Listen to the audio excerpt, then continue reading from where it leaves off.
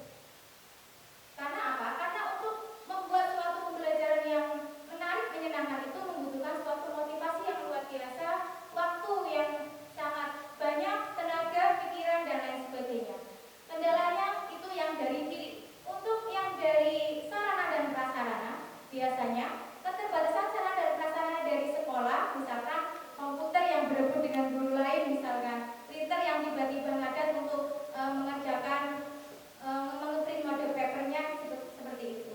Untuk kendala dari anak-anak itu sangat minim. Karena apa? Pembelajaran puisis ini lebih sesuai dengan kodrat zaman sekarang. Anak lebih antusias, apalagi diputarkan video pembelajaran yang kita buat melalui puisis, kemudian evaluasi yang kita buat melalui puisis, anak-anak itu semakin antusias dan semakin ingin lagi dan lagi ketagihan seperti itu. Demikian, Ibu moderator. Berarti kendalanya itu lebih didominasi oleh diri sendiri, Ibu, dan cara prasarana, serta kalau dari anak-anak itu malah kendala secara ini. Bagaimana risikonya? Ada tanggapan seperti itu. Dari saya lain, apakah ada yang bertanya? Cukup? Kalau cukup, saya persilakan kepada Bapak Mentor untuk